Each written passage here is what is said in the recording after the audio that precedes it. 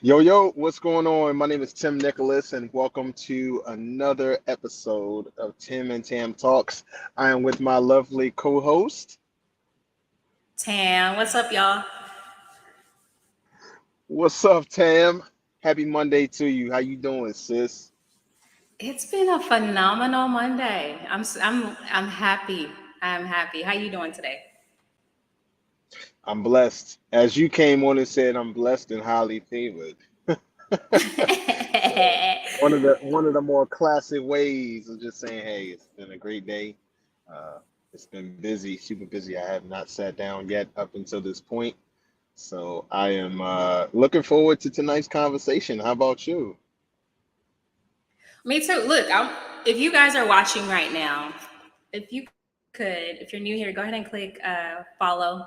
If you're on YouTube, click subscribe and share this content because we're going to have a really good conversation. Today's topic, Tim, was church parents.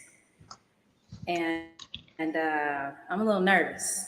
Hopefully, my mama and them not watching. I don't know, but I'm gonna share this as well.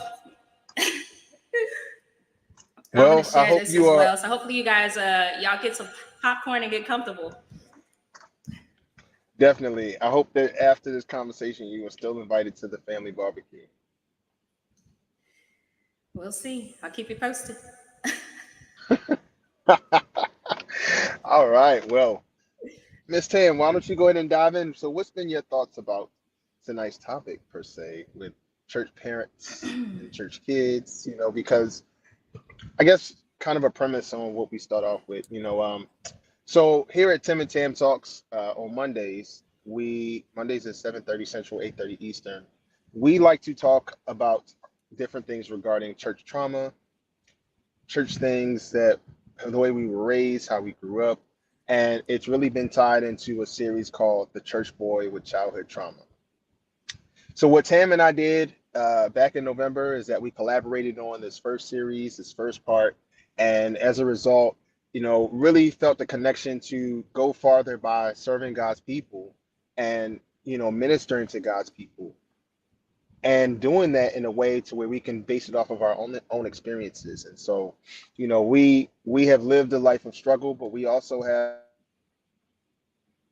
looking at two people who have been through the fire, but you would have never know just based on, our conversations and the things that we have shared with you guys throughout the course of these past 5 weeks. And so it's just been a blessing to be, doing this with you, Tam. We definitely have talked about, the church boy with childhood trauma, which I've been like the cause of, a lot of issues and things like that from a man's point of view, but also the effect from a woman's point of view too on how a church boy with childhood trauma can affect a woman. Is it better to even date the gangster who or the G out there or the player better than the church boy with childhood trauma? So we talked through so many things. And so tonight it's really about church parents and church kids. So Tam, go ahead and dive in. What's good? I mean, that was a heavy intro, and I still don't know where to start. But I think it's a good reminder that although we can interpersonally have our own childhood trauma, we forget that our parents may have had trauma as well, right? And they expose us to the church, hoping that we'll have some sense of foundation, some sense of direction. But I think a lot of parents forget the output if they are not living up to what they are exposing us to. And, one of the things that I think I personally want to talk about today is, just my personal experience. And just from a highlight, I'm gonna do a highlight reel because I ain't gonna give y'all all my parents, dirty draws now. But from a Oh man. highlight, a highlight reel, we talked about growing up in the church, and for me, I got exposure to church with both my mom and dad. As a kid, my parents they never went to the same church, which it sounds very weird, but they just made it work. And I know a lot of people beef like about churches and stuff like that. But my dad grew up going to a mostly non-denominational church. It was a mostly white church. It was a white church. I ain't gonna say mostly. It was a white church. And my mom, she grew up in Pentecostal Holiness Church. And the churches that they grew up in, they continued to stay in as they got older. So my exposure to church parents was, one, I was going to a holiness church with my mom where they speak in tongues and they shout and they run up and down the aisle and they put some newspaper down and they spit up and do all that kind of stuff. And then I go to, my dad's church, and his exposure to churches, they raise their hands like this, and it's a Father God, and it's completely different, and nobody's speaking in tongues in the middle of service, and nobody's running up and down, the aisle. It's very decent in order, and I commend my parents for the exposure of being church parents, because I know a lot of people don't have that exposure, right? A lot of people didn't grow up in the church. We like to think that everybody grew up in the church. I think back in the day, maybe that was a commonality that we all had. But today, not everybody grows up in the church. Today, we have different ideologies. A lot of people think it's the white man God. A lot of people have different variations of being a Hebrewite and being the chosen one. And there's so many different beliefs, but I want to start my conversation by thanking my parents for giving me foundational exposure to the church, although they were different, but I still got them. And it's what has carried me on, right? So I want to start there. Now, secondly, the church parent that I got inside the four walls of the church and at house are two different people. Okay. So Sister Watts that I got, that was at the Holiness Church was not Sister Watts at home, so I had to, and I think it's very important for anybody. And I want to say that we often think leadership is responsible for souls. They're responsible with telling you the right way and leading the flock by example. But as church parents, we are also equally responsible for leading the flock and leading by example when it comes to our kids. Because if we expose them to God and show them a form of ungodliness, what are we really presenting to them? Right. And my mom could cuss like a sailor. Okay, Tim, she can get with the best of them. My mom could cuss like a sailor. My mom, she was one of those, like, you're not gonna disrespect me. I'll take you out of this world before you talk back. She was one of those kind of Yeah. kind of moms. And as I get older, I realize, Mama, yeah, I think I was abused now. As I get older and I go to therapy and I start to unpack, my mother, who was she was very in the church, going to church Tuesdays, Thursdays, Saturdays, and Sundays, very committed to going to church. But I sometimes think the exposure to my church parent was based on indoctrination and not relationship. And once I look at it with fresh eyes now, I sit and I have conversations with both my mom and my dad around their personal walk and how their personal walk kind of gave me some different idiosyncrasies in terms of like what my walk should look like, because I got two different versions of them. And in seeing them, it's not to shame my parents, because we're all human, right? We all make mistakes, and my kids get older, I'm pretty sure they're gonna have a separate conversation with me. But it's important to understand, as church parents, not only do we have to, train a child in the way that they should go, we have to be prime examples of that way. So I'm gonna pause there, Tim, and let you kind of segue into church parents. You definitely said a lot. A lot of things that you hit on, especially with your experience with having, you know, your mom and your dad have two different spiritual backgrounds. When you talk about your dad growing up in a predominantly white church, and then you have your mom growing up in a predominantly black Pentecostal type church. So it's a culture shock for you either which way. When you look at it, you go into one church, you're like, do I fit in here, or do I go over here? Even though people look like me, is this what I'm supposed to be doing? Because it does bring, while it brings some type of like a cultural awareness to you, it still could have left you in a place of not knowing your identity in Christ within yourself, how you should conduct yourself. And so I can see where that could be damaging to some effect. The one thing I will say about even growing up in the church, um, with two parents, my parents were actively involved in church. We went to a Baptist church in Maryland, and got a lot of. I will first say when it comes to just my church parents, when it comes to my parents being in the church, and I'll speak specifically first for my mother, was that once she gave her life to Christ, and she, prior to giving her life to Christ, yeah, my mom was kind of wild, you know, and so she, once she got into the church, she was very intentional about living a life and walking that walk that um, to really build that relationship with God. And because I saw that in my mother, and I saw that she was striving to be different. She wasn't yelling as much. She wasn't cursing as much, drinking as much, or partying and doing all those things that, shoot, I've done it, as a, being a parent and stuff like that. So, um, she was doing those things, but then you could tell that her lifestyle had changed completely. And I would even say, and I'm very proud of my mother for that because it gave me such a great spiritual foundation for how I walk today. How I pray today, how I read my Bible daily, how I abide with God and His Spirit and the Holy Spirit each and every day throughout the day. And I don't, I want an account from God each and every day that, well done, not good and faithful servant. I want that type of thing going on. Was there residue that I had to experience when, even though mom was walking right, did mom every now and again show that, hey, I'm a Christian woman, but I'm a woman first? She did.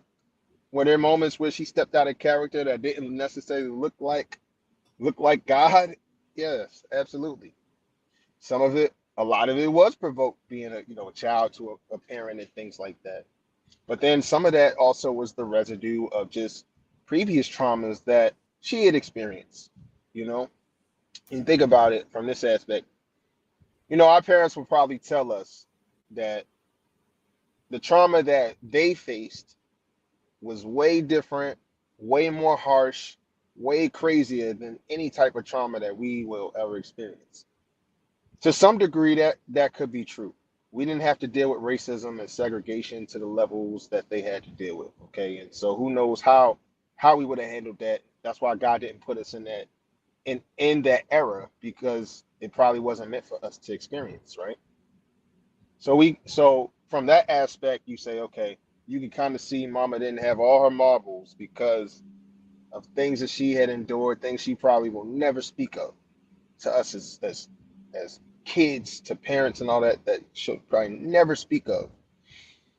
And while it doesn't excuse the behavior, but you can understand the mindset as well.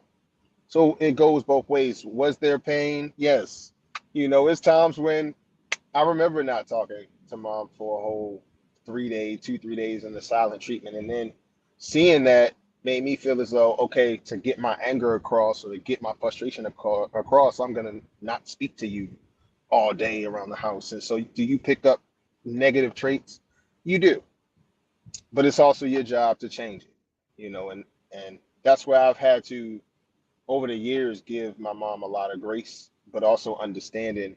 Yes, there was some things that could have gone better, could have been different, but at the same time, it's like, here we are.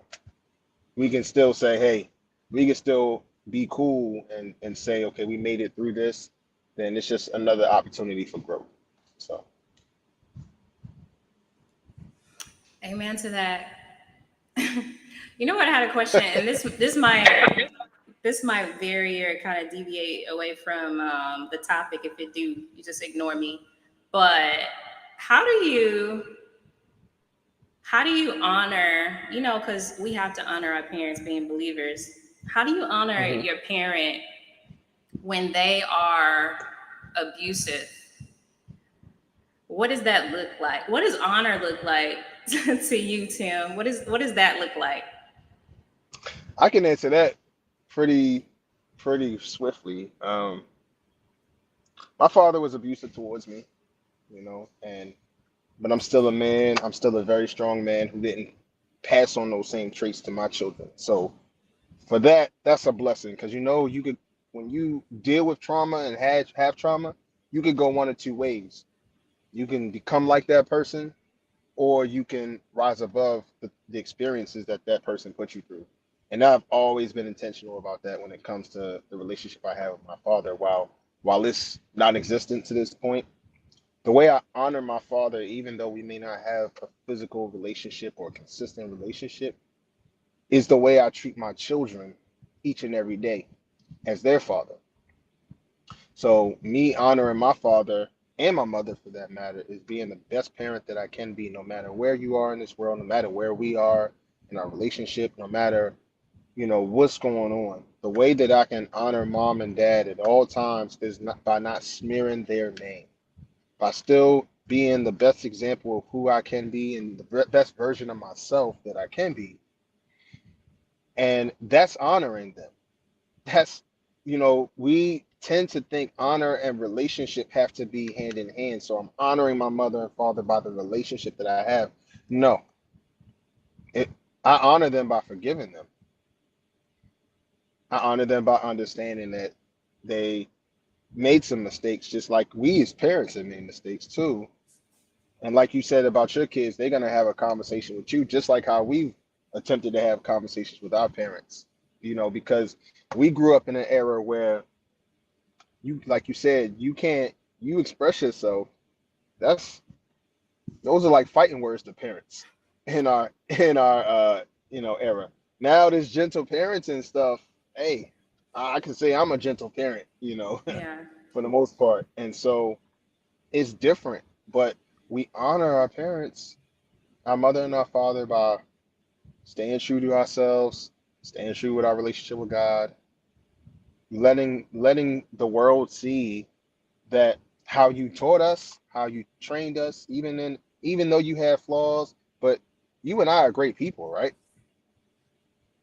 I like to So think we're so. great. Yeah, we are. We're great people. We love God, we love people, we love our families, we take care of our families, we work hard, great jobs, great opportunities. We still got to give our parents credit for that, for the Uh-huh. people that we are, and we have to give them credit, because they did mold us, and the experiences even that they put us through molded us and shaped us into the great people that we are. Some of it is because of them, and some of it is despite them. But Uh-huh. even despite them, we still love them. I like the couple points that you mentioned. The first part is we try to express ourselves ourselves to our parents. I feel like that's one of the things that I'm still trying to do, if I'm being honest with you. Because, like you said, my parents grew up in a different generation where, you don't ask your parents why. Like that's not even something that we were capable of asking. It was more like because I said so.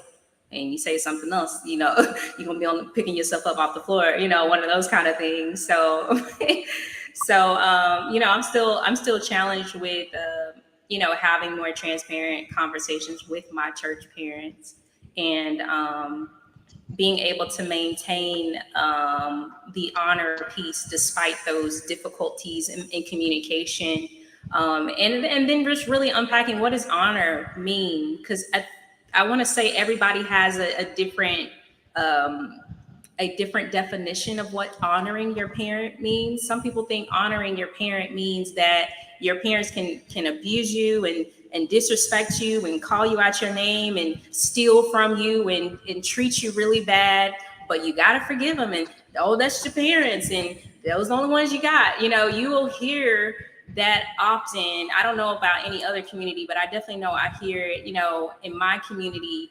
And, I want to dismantle that, Tim, because a lot of it, people tie in honor and make it mean that you are capable of being disrespected by somebody that brought you into this world, right?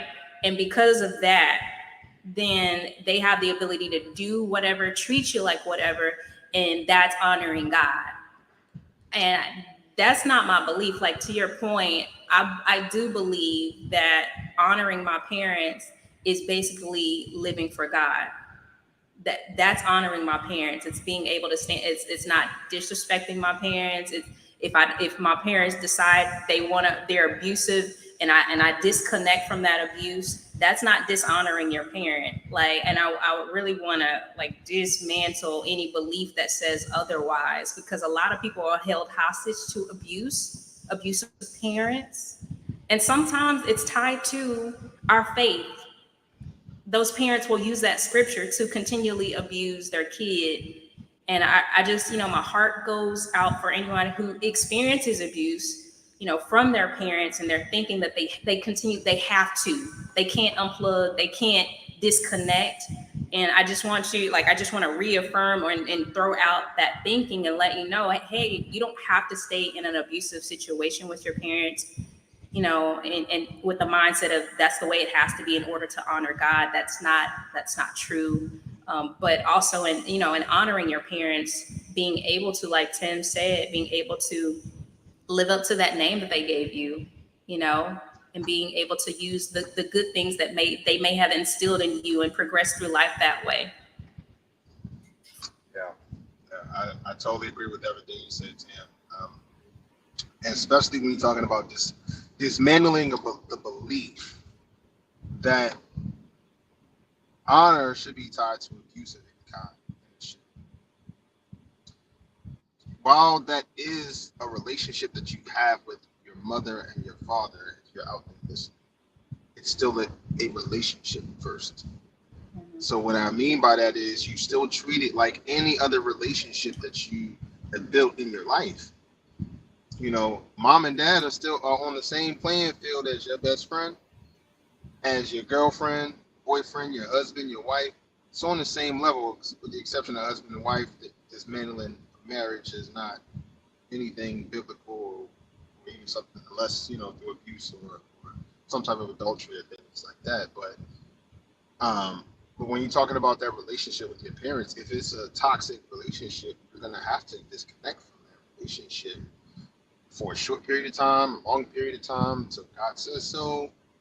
You still need to make sure that from an emotional, physical, and spiritual aspect, you're still taking care of yourself. And if that relationship with your mother or your father is doing more harm than good on your health, on your mental health, how you operate because you're just so stressed out about the relationship itself, then you have to treat it as if it's a relationship that's toxic, and you have to separate the emotions and the feelings from what's actually real, which are all the circumstances around you. So I just want to second that with Tam is definitely to make sure that you dismantle the relationship and not feel like your honor is dismantled. It's not. So that's a huge point that I would definitely want people to take away as well. Um, and honor does come in so many ways, shapes, or forms, and a lot of it, it's based on living for God, but also, you know, just how do you conduct yourself? That's my biggest thing that I keep going back to. But you can still, I feel like, even in challenging moments with our parents, we have to remember, you know, honoring them and still giving them the respect that they're due, even when, even when you feel like they treat you wrong. That is a very tough and humbling thing to do, but that's what honor calls for. I can easily say that I have not always followed that model when it comes to my mother and father. But even when it hurts, you still have to be respectful. Even when you feel like you deserve to go off on your mama or daddy based on what they said, based on the fact that you ain't a child. I ain't a child no more. I'm a grown man, I'm a grown woman, or whatever. But at the same time, they did bring you into the world, and so the honor still needs to be there even when it hurts. But honoring them still means that you go, even if it's toxic, you still walk away, but you still walk away with your dignity intact because you still honored your parents, even in a difficult moment.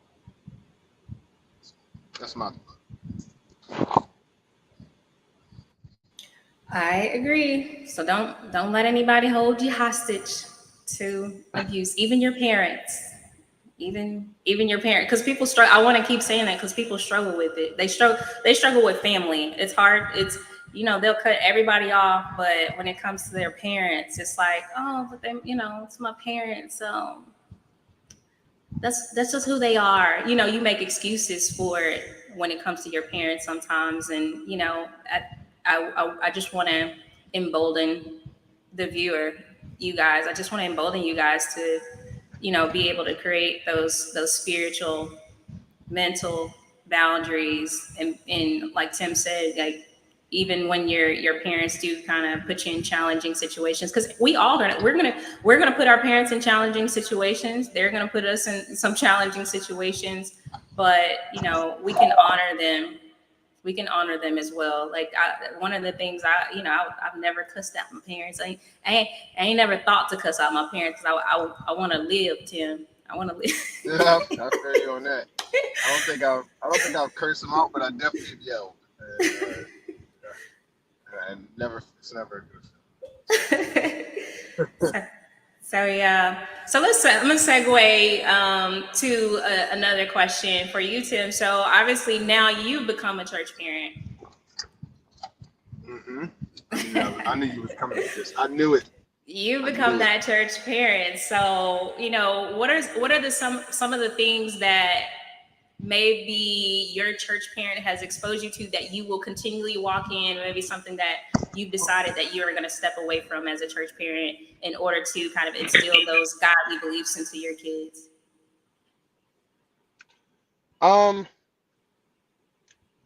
some of the things that I will continue to instill in my kids as a church goer, as a parent, a believer,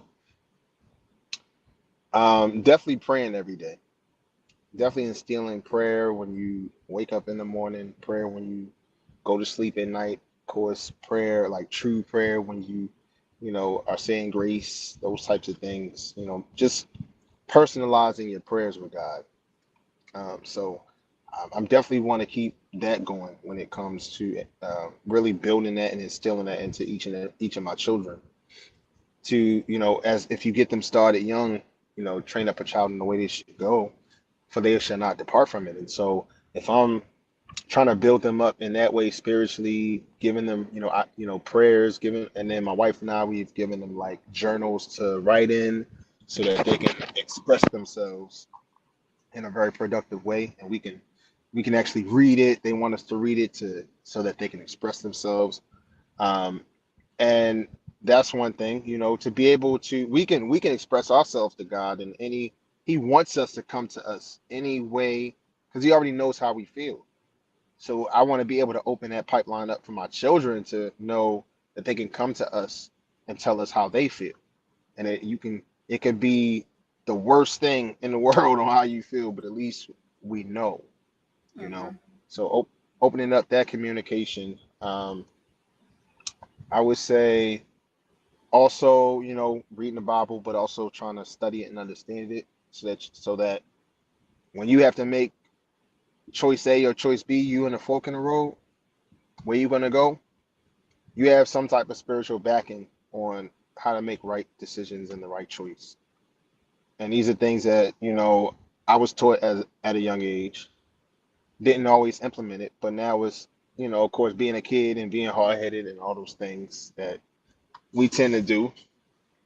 But I want to be able to instill that into there a lot. Um, some things I probably would want to stay away from.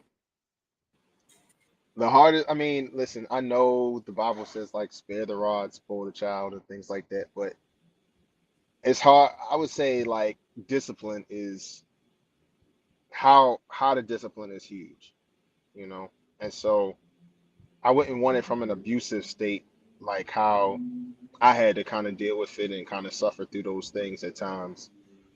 So kind of staying away from that and really being able to use that force when necessary, but not it being the first option to getting the point across.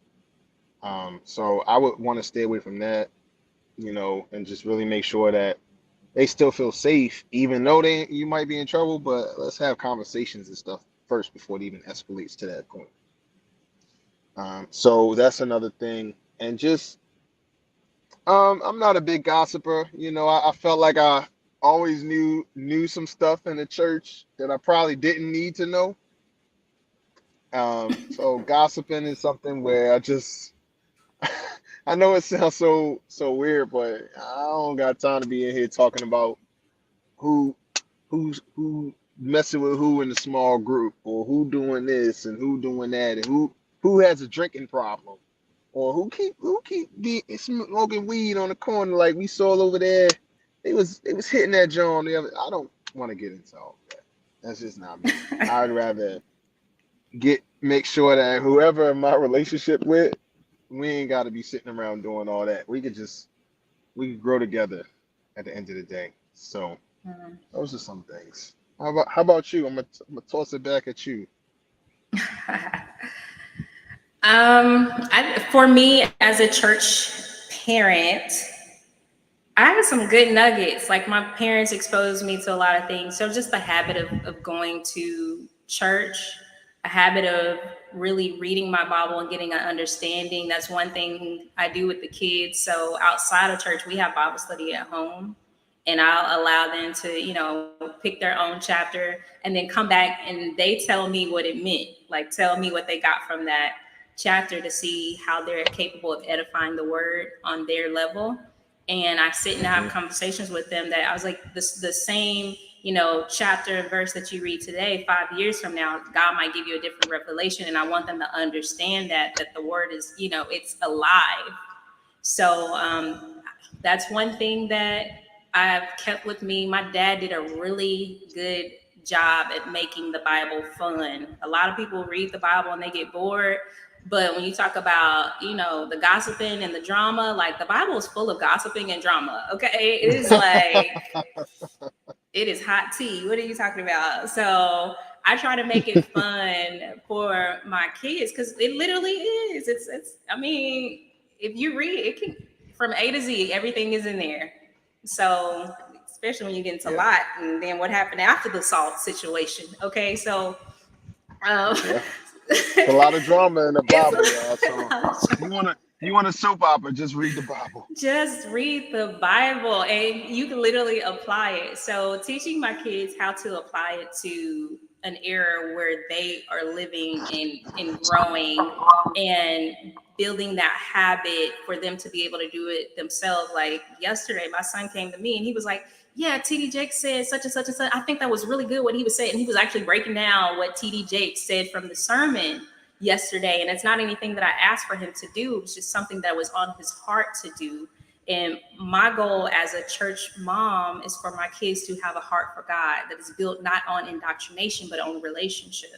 So I'm really big on preaching to them about relationship. I'm really big on them on talking about the failures in the Bible. There's so many failures in the Bible, but somehow they're glossed over still. It makes no sense to me that people read the Bible and they think their life is supposed to be sunshine, unicorns, and just, I don't know, roses. It's very weird to me. So I teach my kids about the pain, the suffering that we have to do as Christians. I teach them that. So when life gets hard, and it will get hard for them, and I'm reminded that even when I was a kid, I've always dealt with something on every level of my life. So I teach my kids that even though they're kids, I know they're dealing with something, but God still will do it for them. No, they don't have to get older to start depending and leaning on God.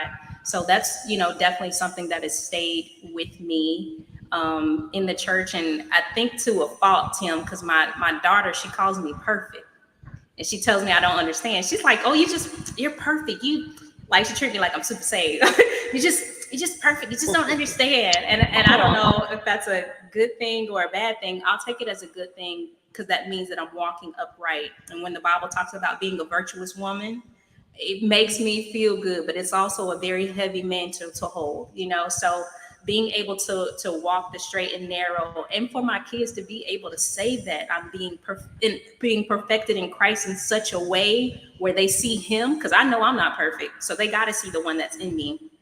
So being able to live out that thing where when they look at me, they know that I can get a word through to God. And if I can do it, they can do it. So I just try to be a living example for my kids. I don't just want to, pinpoint them or show them who God is. I want them to know that God can reside in us. And no matter what we experience, we'll make it all right. So that's definitely what I'm attempting to do in this journey. It is not easy. It is very hard. It's very challenging. Being a parent, being a human is already hard, but having somebody look up to you, and you want to show them and expose them to who God is, it starts with your walk. It starts with our walk. And if you're not doing it right, it doesn't matter about the church hurt anymore. It's about the parent hurt at this point. It's about what's happening in the home. And you'll hear a lot of stories of people be like, well, you're this in the church. A lot of church kids who have parents that are ministers. And you're like, well, you do more for the church than you do at home. And I never want to be, that type of individual. I want to, the church starts at home.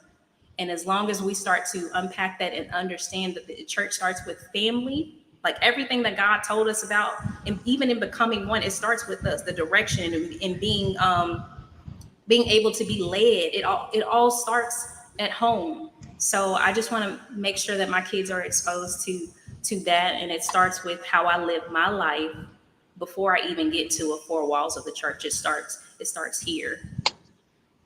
Starts at home. It starts at home. I couldn't agree more. It definitely starts at home on how you conduct yourself as a Christian woman, how I conduct myself as a Christian man. Um, it does start at home. It's a blessing to hear, like, especially our kids, when they tell us how they look up to us, you know, and it is a true we're true living examples of God's love, God's grace, God's mercy for us. Um, all of those things come into play. So it's just a blessing to hear that, your daughter just thinks you're perfect, thinks the world of you through the pain, through the suffering. Because you're absolutely right. There's so many stories in the Bible that I'm even still learning to this day. So many stories of failure, pain, struggle, of sadness and suffering that would blow our minds if we really could understand or live in those dark times. And so we have to count everything joy. And so being a parent is very rewarding when hear your son wants to fast, or he asks you to fast with him. You know? It's a blessing when see your daughter, write you letters and put God into it, or just different things that you see your kids really wanting to be a part of church, or I want to get a Bible, I want to study the Bible. It's a beautiful thing. And so we got to check ourselves as parents first on where our walk is, how God is using us and leading us so that we can be the best mothers and fathers that we can be. We can also we can use a lot of the pain, some of the gaslighting that we experienced as kids, with our flawed but loving parents, our flawed but loving parents. And as much as we focus on the flaws, we can't allow the flaws to overtake all the great things that they've done for us. And that's how we want to be remembered as parents. So we got to remember our parents as that as well. And just like how God gives us new mercies every day, it's a thing that we got to learn to start doing as well. And saying, yeah, we didn't get this, or we didn't get this, but you did good with what you had. So thank you for giving me what you had, good, bad, and different. And now it's my job to make sure that whatever the bad is, weed it out for the kids' sake, so that I'm not messing these kids up with that. But it's my job to take that out. Whatever was brought down to me, God, remove that generational curse out of here. If that person was just passing on what they had. It's just been a cycle of passing everything on, you know. So God, remove this from me, so it don't even touch my kids at the end of the day. So just hearing this and just understanding just the overall process is it is still a process, but it's a beautiful process at the end of the day. So I think it's great. Yeah. I think the last thing I want to say, Tim, is just one piggybacking on you said, like we appreciate our parents for doing the best that they could with what they had. And now we do the best with what we have. And it's so important and imperative. When you spoke on generational curses, I wanted to say, like, we can be so consumed with what was passed to us that we forget that we can start to create curses as well with our mistakes. Okay.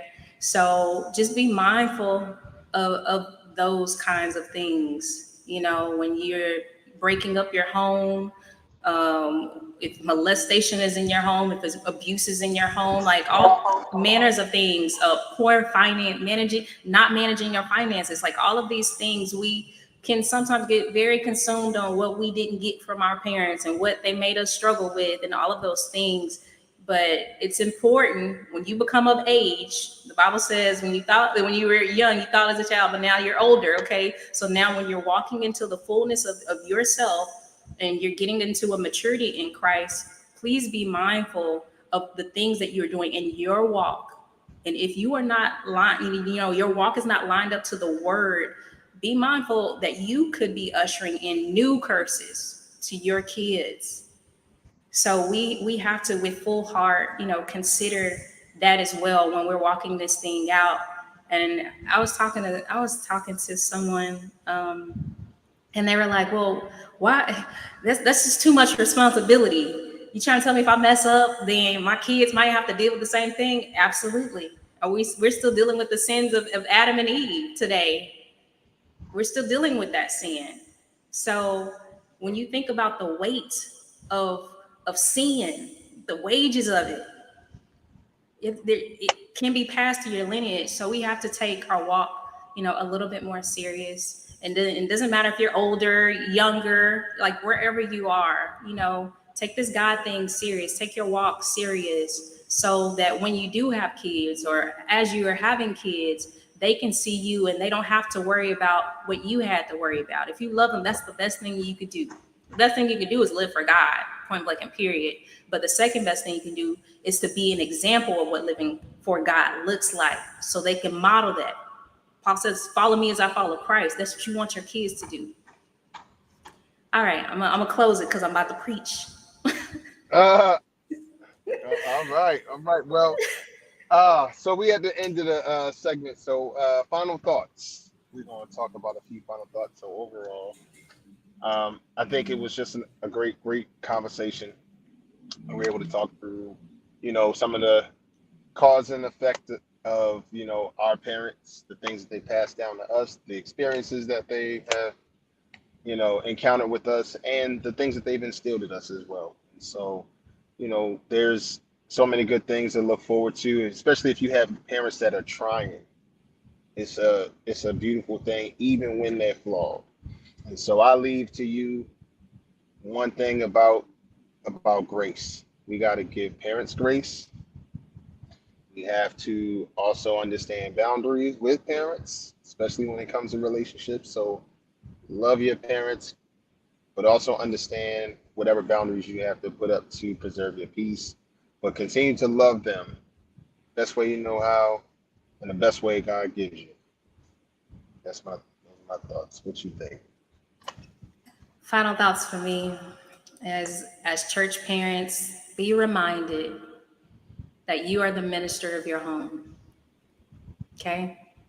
And in order to be a good minister, is to show your kids how to walk this thing out. Walk through life. Don't leave them out in the world without the tools to be able to walk this thing out. That's the best thing that I could say as a church parent. And we give our parents grace because we want grace. we want grace, so we have to give grace because we want it. And we have to understand that although we are being perfected, we're not perfect yet. Hopefully we can get to a place where we ain't got no more spots and we're completely clean. But as we're walking this thing out to be perfected, just be mindful of who's looking at you as you're walking this thing out, as you're making those decisions that may not be in the best interest for your soul or for your kid's soul. But that's it. Love it. I love it. I love being on here with Tam. She's amazing. Just always drops so many gems for the audience and the group. So, Tam, you are amazing. Thank you so much for being a great co-host tonight. Thank you so much for your insight and everything. So, thank you, sis. Appreciate you. And we just hope that you definitely got something great from Tim and Tam Talks podcast. We're talking church boy with childhood trauma, but tonight we definitely touched on church parents and church kids. So we hope that you caught something great. We thank you so much just for joining us. Be sure to subscribe on YouTube as well as follow us on all of the social media platforms. We keep talking about Instagram, Facebook, you name it, Twitter, you name it. We all everywhere. So definitely follow us wherever you see fit. From that, my name is Tim Nicholas. I'm Tam. Tam Watts. Yes. God bless We'll you as see a smile y'all. upon you. See y'all tomorrow, 8:30 p.m. Central, baby. Bye.